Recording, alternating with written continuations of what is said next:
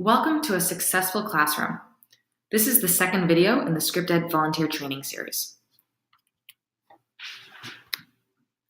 By the end of this lesson, teachers will be able to identify 3 routines that are essential to a successful classroom, implement techniques to build relationships and connect with students, and demonstrate best practices when giving students support during independent work time. Take a moment to think to back when you were in school. Picture your best classroom experience. Think of your favorite teachers, your favorite classes. What made those classrooms such great places for learning? How did you feel when you were in those classrooms? What activities were the teachers and students engaged in?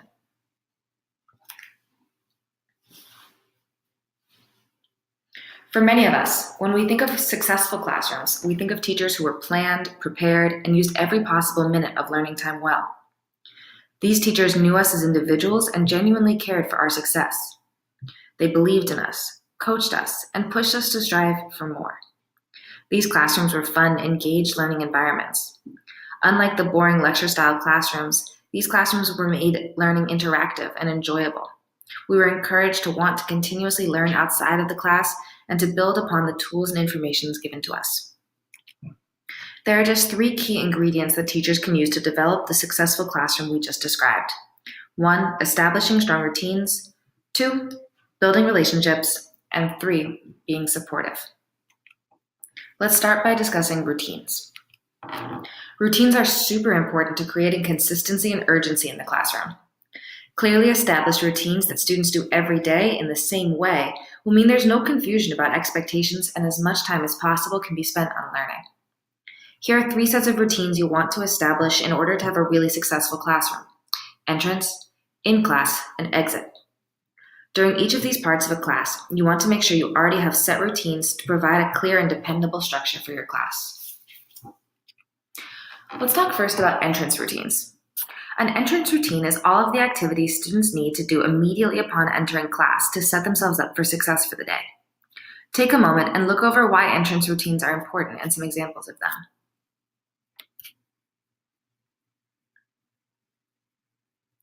Entrance routines might look slightly different across school sites, but they should include all of the elements needed for students to be ready for the day ahead. Next, there are in-class routines. In-class routines are all of the logistics needed for students to move quickly between activities and also move efficiently. Here, we are talking about how a teacher gets students' attention before giving instruction, or how students access materials or get help. Laptops at 45 is a favorite phrase in the ScriptEd classroom, as it helps remove a distracting screen from in front of the student and indicates to the student that you want their attention.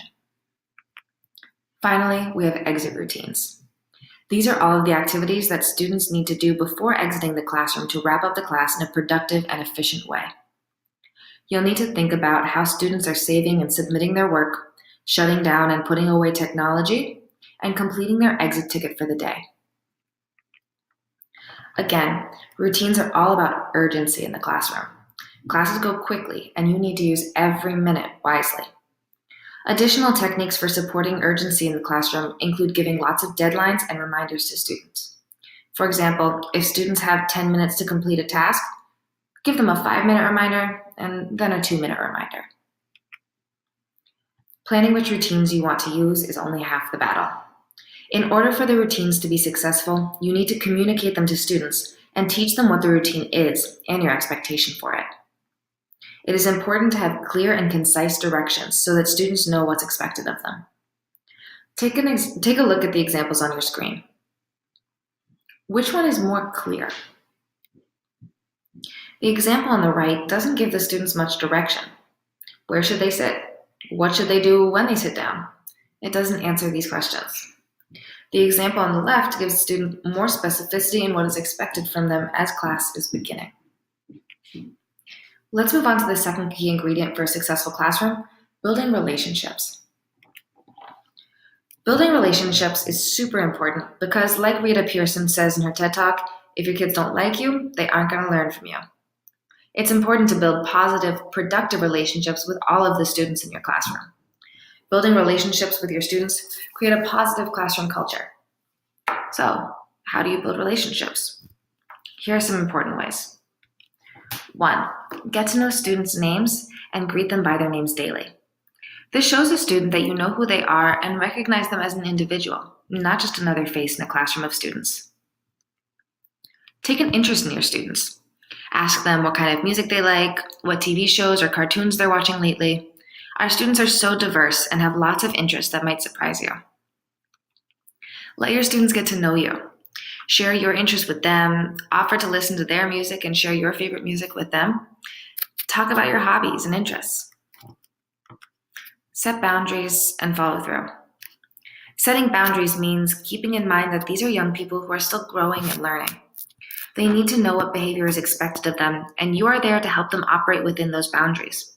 Hold them accountable for meeting expectations. Conversely, if you say you're going to do something, do it. Reliability is key to productive relationships. Offer precise praise often. The more specific the praise, the better. Take a look at these examples. Compare "great job" to "Courtney, I like how you remembered to put the H1 tag in the body." Finally, make the class a safe space for all students. Now we'll move on to our final key ingredient, being supportive. Students want to know how they can improve. There are 2 ways you can help them improve. 1, by giving feedback, verbal and written, and 2, guiding students to understanding. We'll talk about both of these in greater detail now. Feedback needs to be PSSP. The first P stands for prompt. The sooner you give feedback, the more valuable it is to student improvement. Think about your own job. If you were working on a project and your manager waited 3 weeks to provide you feedback on your assignment, you would probably feel as if the task was unimportant and that the feedback wasn't as helpful as it would have been 3 weeks ago before you continued down the wrong path. The first S is for specific. Aim to provide feedback that targets 1 to 2 areas of improvement and 1 to 2 things they did well. The sandwich method works well at providing praise, sandwiching in what needs to be improved between praise and then closing with further praise. This allows feedback to end on a positive note and for students to feel encouraged. The second S is for short. Keep your feedback short so that students can take it in and you don't feel overwhelmed having to provide lots of detailed feedback for several students. The final P is for positive. Students should feel recognized for great work and understand the ways in which they can grow. If a student feels positive about their learning experience, they're going to want to continue to grow. Let's take a moment and read through this feedback.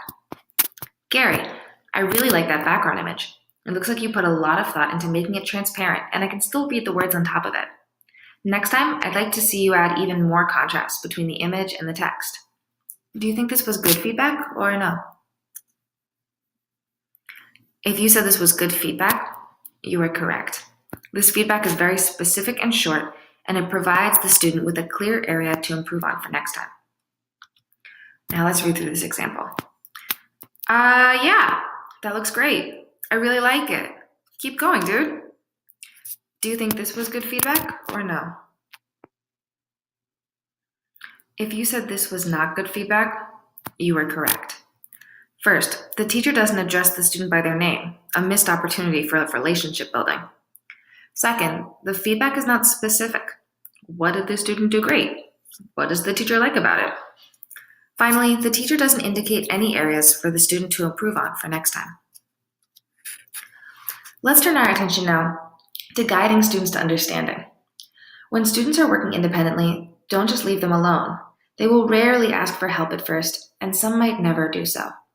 Here are some of the things you should make sure you do when you're checking in with students as they work independently. You can have the student articulate where they're having trouble. Have them describe what they've already done to try to solve the problem. Or have them tell you what they think they should do next. The goal here is to foster independent problem-solving skills with guiding questions. If you immediately give away the answer or tell students exactly what to do, this creates a missed learning opportunity. You can give them further guidance by providing a few examples on how to move forward and then let them know that you'll be back to check on them. Let's try it. Imagine you are circulating after an introductory lesson on creating unordered lists in HTML. A student has the following code on her laptop and doesn't know what to do next. What are 3 guiding phrases that you might use to help the student move forward?